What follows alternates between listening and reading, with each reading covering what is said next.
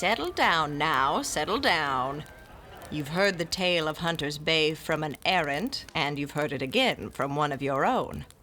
Errants tell tales to stoke their own glory.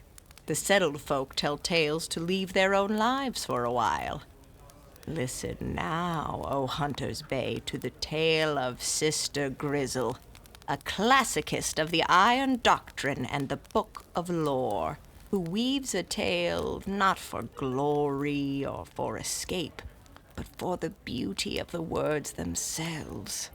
So far, I have merely read along, turning the pages in time with the tale. Gather round now and hear me read aloud. What happened to brother and sister on that dire night beyond the safety of the hedge? Did they return safely back from that forest as dark as pitch, as deep as the vault of the skies? I shall tell you one part of this tale, and as for the other, we shall see. Kitzel! Hans! Where could they be? Two settlers barely out of youth lost in the Blackwood so close to nightfall? I fear the worst. We'll find them, Grizz. I swear it on my life. The errant's call demands as much. What was it Wide Bertha said in Tales from the Tumbledown Fork? We thought ourselves bold and fearless errants, possessed of prowess, wisdom, and will. The Blackwood cared not a whit. Tell that oar of yours to keep watch over your life while you're tossing it around out here. Such a shame it would be if you lost it right before we have need of it. Oh, this oar has seen me through dozens of battles, you hear? Dozens. No bone is safe from cracking with my oar in one hand and water duck school in the other. Why, one time I was Yes. through the shallows near my Now home. think, Grizzle, where did this brother and sister flee and why? Hunter's Bay is a proper thicket of sorrow, but these two don't carry that same stench. She's brash and he's a pushover, but they love each other, that's certain. If there's a divide they can't cross together, then perhaps the Elder King really is forever lost. But no, family ties connect them still like a trail of breadcrumbs. The ancestors shine on such a bond. Find any clues over there? And what would I find that hasn't already been chased off by all your shouting? What was quaint on the boat and in the village is quite out of place here and now. Focus, Orland, if you please. You hear that? No. Me neither. Hans? Is that you, boy? Hans! Where have you been? Where's Kitzel? Look. Look where? Look here. If she's lost in the Blackwood, it's your fault for luring her out here. What's that? Quiet. Kitzel's courted danger for seasons now, but she never crossed the line until you came to town. Such fire, and yet none of it in your eyes. I could have shown her reason. If not for you, errants, blundering into our lives, she wouldn't be lost out there. She wouldn't be hiding outside the hedge in the first place. Eyes as dull as the dead. Now see here, young man. Your sister is out there alone as the forest awakes in the black of night, and you were out there with her. Do you remember this? Don't bother dangling contrivances in front of me, classicist. I am not so easily baited. Bewitched. Don't be ridiculous. Here we are. In the words of honest Eckert, let every tongue be silenced, living and dead.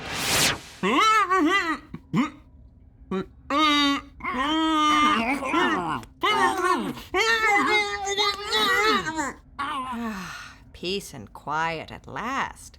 Such fortune that I had that magic scrawled in the margins of my manuscript. And such a shame I didn't remember. Not out of the thicket yet, it seems. A bone boar. Here? Now? Ah, every road changes. This here's the third time I heard this tale, and I can't never figure what the... What's that? I said this here's the third time I heard this tale, and What's your point? I'm getting to it. Ahem. Have I missed something in my telling? No, not at all, Sister Grizz. And yet, there's something you can't never figure. Well, it's just, you're a classicist of that iron doctrine. They say that's full of tales about fighting and battle and all that. Yes? Well, if you studied all that, why didn't you just whip up something to make quick work of that bone boar? Contrary to what traveling tinkers might tell you, my good hunter, a classicist does not have some arsenal of magic stored away for a moment's notice. Our craft is cultivated through study and meditation, stored in the pages of our manuscripts through intricate calligraphy and meticulous illumination. We walk the road for years before we find the first scrap of magic. We are powerful, but limited. After such effort, still more is required to summon the magic from our pages. Well, sure, I remember that part of your tale, but why didn't you hurl a fireball from that iron doctrine of yours? The Iron Doctrine is a treatise on martial training and strategy. It has much to teach us about conducting a siege, but it cannot conjure up a fireball. I'd need a dragon pearl for that, and aren't those hard to come by? They are, Hawk, and you know it. But what about whipping up a storm of knives to fillet the beast, huh? The Iron Doctrine is not some crude instrument to bludgeon the heads of our enemies. Entire chapters are devoted to defense and attack, but on the scale of the Fellowship, not the errant. No, for this foe, I had only Orland's valor and my most clever scheming to see us through. Fend it off, Orland! What's woes? Remember the tale of Betty of Warren's Down, who spoke her mind and feared no censure. Next time, keep your spells pointed in the right direction. Now, have at thee, vile beast!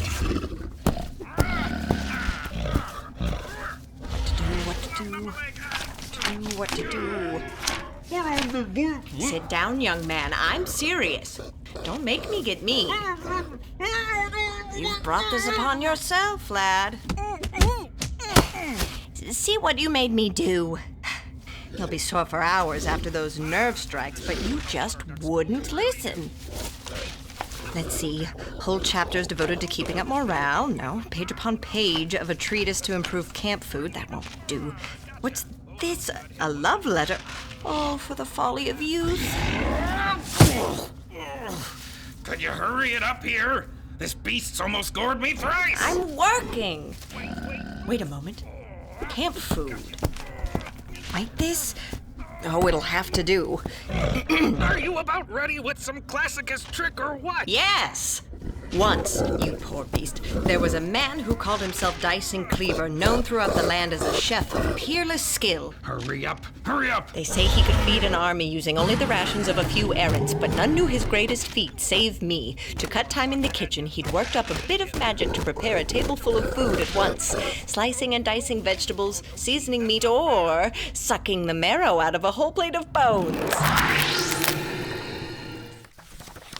And oh, you patrons of the pampered cow, I did just that to that poor bone boar. Poor? That beast was as large as a grizzly. That beast enthralled, no doubt, by With more tusks than I could count. by some elf to do unnatural deeds. Great bony plates from nose to tail. Who's interrupting now, Orland? Sorry, Grizz. Go on. Ahem. And so I drained the marrow from the bone boar's bones, and that great hillock of rage and muscle collapsed under its own weight. Quite a gruesome sight, all told. But alas, cleverness is the domain of a classicist, and I had nothing better to remove that obstacle from our path. With the danger overcome, Orland carried Hans back to the ruin just outside the village hedge where we had found refuge the night before. Set him down over there, Orland, and probably best to tie him into that chair. Well, what about Kitzel? I fear for her too, but she's a capable hunter, and Hans is bewitched with elven magic. I'll need time to cleanse the meddling from his mind, and I shall need you to keep watch over us while I work.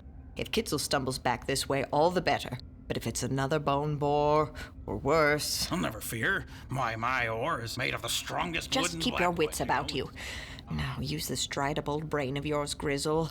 All elven magic comes from a totem. Orland, search him. Tell me if you find anything that looks like it was swiped from a pagan. Hans won't be able to hide anything from me. But Hans isn't the type to go wandering in the Blackwood. I dare say those hands haven't been scuffed more than twice in his whole life. How did the elf bewitch him inside the village? The hedge is strong enough still to keep them out. Are there pagans about? Oh, perhaps one of the hunters. No, any paganism could not have hidden in the lodge after Kitzel's fiery words last night. How then? What's the secret? Aha! They say in his youth the elder king was loved by every beast and bird. With the authority of the elder king, I command thee to cease thy song. Now I've got you, little meddler. And what a fool I am! A whole village full of little golden birds. Some of the villagers took them as pets, so Kitzel said, and I couldn't see it. Pets when they don't have grain enough to feed themselves. And the stench when we arrived. Oh, that was dark magic, and I'm a proper giddy head to have missed it. What are you mumbling to yourself over there? Have you worked out the puzzle yet, or what? Forgive me, Orland. I was cursing these old bones. Hopefully not like you did with that bone boar. Stirred from my reverie, it was high time to free our dear Hans from his prison. And heed my words, lest you think bewitchment to be a trifle.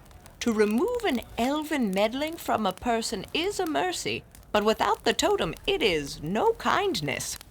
Oh, how he wailed! Remember when for weeks you were all certain his wailing was some new and terrible danger? A horror of tooth and claw come to ruin a weakened village? I'm right here. Oh, the bright torch of his suffering that night! But through careful recitation of my most potent tales, I severed the connection between him and that infernal songbird. We coaxed him away from the thicket and back within his ancestors' embrace. Such is what we seek to do every year on this night, Ancestors' Eve. But before we say the words, we must finish this part of the tale. Now hold him up, Orland. He'll be weak after that ordeal. Where's Kitzel? She ran off into the forest to try and help you, Hans. What? No, the bird. Oh. How could I do this? It wasn't wise, boy. But you weren't yourself. You had elves licking at your heels, but you're going to be all right. Oh, I feel terrible. And you will for a while yet. But it's important that you focus, Hans. What do you remember from the past few hours? Do you remember when you last saw your sister? We were fighting in the cottage, and then I ran, and soon enough that bird was whistling in my ear, and I can't remember what happened next. I remember thorns and brambles, a ring of beaks around, no. And then I couldn't speak, and you paralyzed me. That's all, then? Do you remember Kitzel at all after you fled the cottage? Well, I think that... What's that racket? Quiet. No, listen. Well, there's something going on inside the hedge, and I see the glow of a fire outside the window. Well, Hans better talk on the move, because whatever's happening in there doesn't sound nice. And so it was that the elf hadn't finished licking at our heels quite yet. We overcame that threat together, but that is not our tale to tell. Tonight, for the third time, when Ancestors' Eve asks us to commit our departed to the starry meadow where our ancestors rest and watch over us, join your voices with mine now.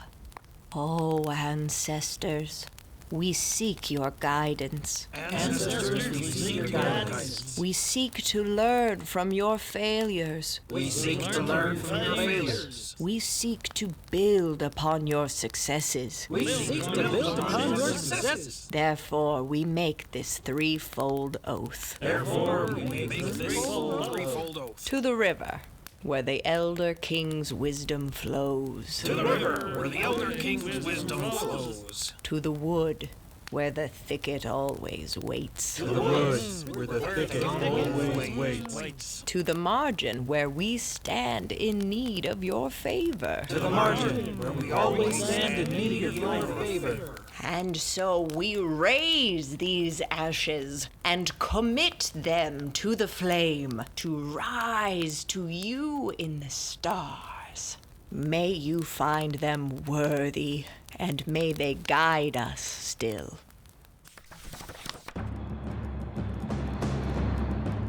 Thank you for listening to The Tale of Hunter's Bay, an original audio drama set in the Blackwood and produced by the Mythic Gazetteer, your guide to bright new worlds.